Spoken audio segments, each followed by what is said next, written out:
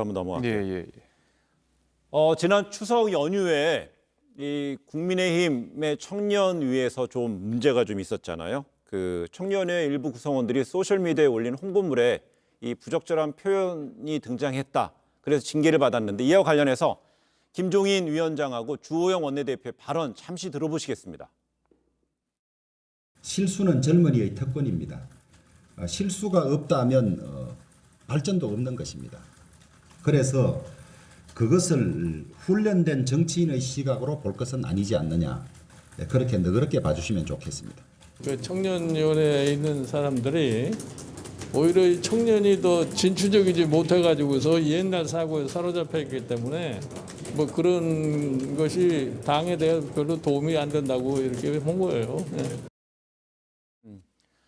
네, 이 국민의힘 중앙청년회 구성원 징계 관련해서 비대위에서 좀 결정된 것으로 알려졌는데 좀 들으신 대로 김종인 위원장하고 주호영 원내대표 발언이 결이 좀 다른 것 같습니다. 우리 김재섭 비대위원은 김종인 위원장의 발언에 힘을 실었습니까? 아니면 주호영 원내대표 발언에 좀 동감했습니까? 제 입장은 뭐 두 분의 말씀이 다 맞는 측면이 있습니다. 네.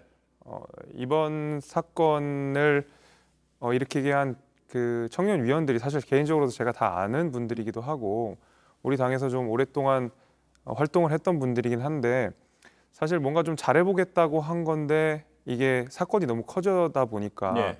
저희 당 입장에서는 특히 어떤 높은 도덕성과 윤리적 기준을 가져야 되는 보수당 입장에서는 그런 어떤 국민께 큰 실망을 안겨드리는 언행에 대해서는 단호한 대처가 필요했습니다. 그것은 저희가 원칙과 절차에 따라서 처리를 한 건데 이것이 외부에 비춰지기는 징계처럼 비춰졌거든요. 그래서 사실 저희는 징계가 아니라 면직 처분이었습니다. 그러니까 임명한 것을 그냥 거두는 것뿐이었는데 이것이 뭐 각종 언론이나 온라인 커뮤니티 상에서 너무 가혹한 처우가 아니냐라는 식으로 일이 일파만파 번지다 보니까 네. 또 이 어떤 청년위원 개인에 대한 인신공격 같은 것들도 이어지고 그래서 개인적으로 좀 안타깝게 생각을 하는데요. 그런데 지금 이제 화면에 나왔었지만은 청년위원회 대변인이 이제 그 포스터 같은 데다 글을 올렸잖아요. 네네네. 그 하나님의 예. 은총, 나라, 나라로 예. 이런 얘기 있잖아요. 네네. 근데 여기에 대해서 그 청년회 위원장 박규열 위원장이 이제 정기 은퇴까지 선언하고 예. 이런 식으로 파장이 일파만파로 됐어요. 예, 맞습니다. 그런데 여기에 대해서 일각에서는 청년위 내에서도 약간 뭐 계파 갈등이 이렇게 이런 식으로 표출된 게 아니냐라는 얘기도 나오는데 그게 어떻습니까, 실제는?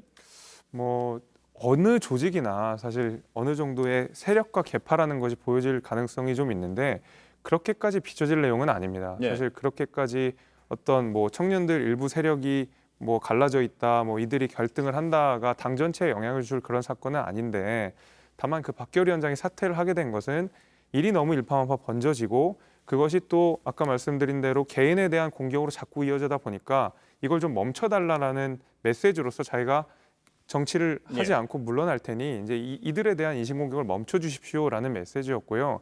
그 부분에 대해서는 저도 안타깝게 생각하지만 보수당으로서 제1야당으로서 국민들이 보는 앞에서는 엄격한 윤리적 잣대와 어떤 도덕적 품행을 지켜야 된다는 원칙은 변함이 없을 것 주 같습니다. 대변인이 보실 때는 민주당의 청년 위원들이 보실 때는 이번 국민의힘 사태 사안 어떻게 보셨어요?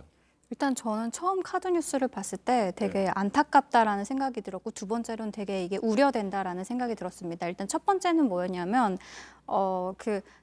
저도 어쨌든 당원분들이 어떤 마음에서 당 생활을 하시고 그리고 그 청년 당원이라는 그 앞에 청년이라고 붙는 것이 사실 당원들한테는 사실 엄청 큰 부담으로 작용을 하거든요. 왜냐하면 이게 청년이라는 단어 자체가 어리숙하거나 아직은 미성숙한 존재로 비춰질 가능성도 되게 커서 사실은 청년 당원들이 어떤 발언을 하거나 행동을 하는 데 있어서 내가 혹시 대표를 함으로 인해서 잘못 말을 해서 그 말한 것이 우리 청년들한테 어떤 영향을 주지 않을까 되게 사실 조심스러워하는 부분인데 저는 이게 꼭 청년이라서 문제가 된 것이 아니라 아까 말씀하셨던 것처럼 그 윤리적인 부분이라든지 아니면 이 사회적 상식에 사실은 좀 감각을 하고 발언을 했으면 하는 안타까움이 좀 있었고요.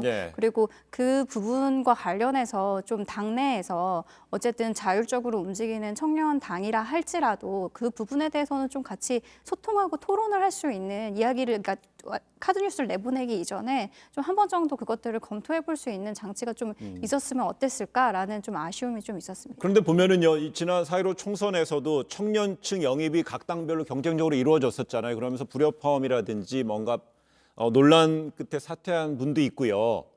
그런데 이게 주요 정당들이 청년을 영입할 때 약간 지속성이 없는 이벤트성 때문에 이런 파행도 나오는 게 아니라는 얘기도 있는데요, 지적도?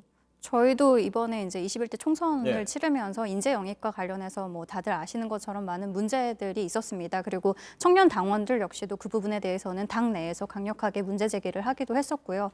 근데 이제 다만 이제 같이 논의하는 과정에서 일정 정도 당 내에서 성장하는 것도 필요하고 사실 영입도 어느 정도는 검토가 돼야 되는 부분이지만 실제로 이 청년 당원들이 계속 끊임없이 이야기하는 것은 당내 청년들이 성장하고 그리고 제대로 정치인으로서 설 수 있는 자리가 많지 않다. 그래서 그런 부분에 대해서 개선을 해주실 것을 좀 요청을 하는 이번에 계기가 되기도 했고요. 그래서 예. 앞으로도 영입 인재랑 관련해서 아마 저는 포기하지 않으실 거라고 생각을 하는데 조금 더 영입을 인재할 때 그것이 하나의 쇼잉으로 끝나지 않도록 저는 좀 그 검토 인재를 좀 검증하는 제대로 된 장치가 필요하다라고 생각합니다. 예.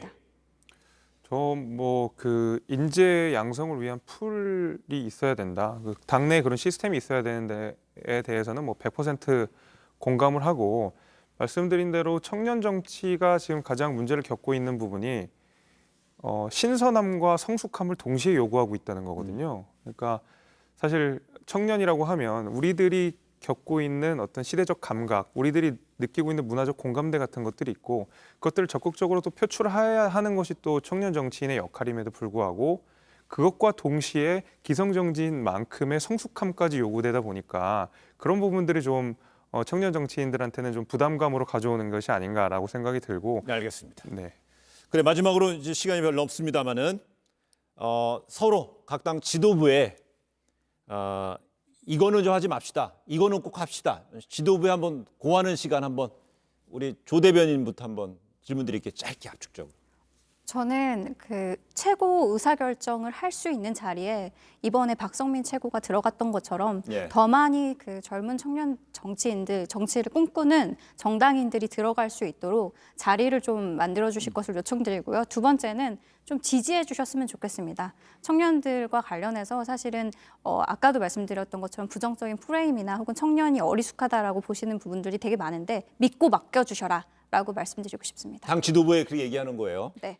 알겠습니다. 민주당 이낙연 대표님, 김태년 원내대표 들으십시오. 믿어달랍니다. 예. 국민의힘 주호영, 김종인 위원장에게. 네, 뭐 지금까지 좋은 리더십을 보여주셨고 앞으로도 좋은 것은 좋다고, 그러니까 여당에서 주장하는 것이라도 우리가 좋은 것은 좋다고 주장해 주시고 틀린 것은 또 분명하게 틀렸다고 지적해 주시는 그런 어떤 협치 가능한 그런 리더십을 보여주셨으면 좋겠습니다. 네. 청년을 믿어달라. 그다음 여당 잘한 거 잘했다고 인정하라. 알겠습니다.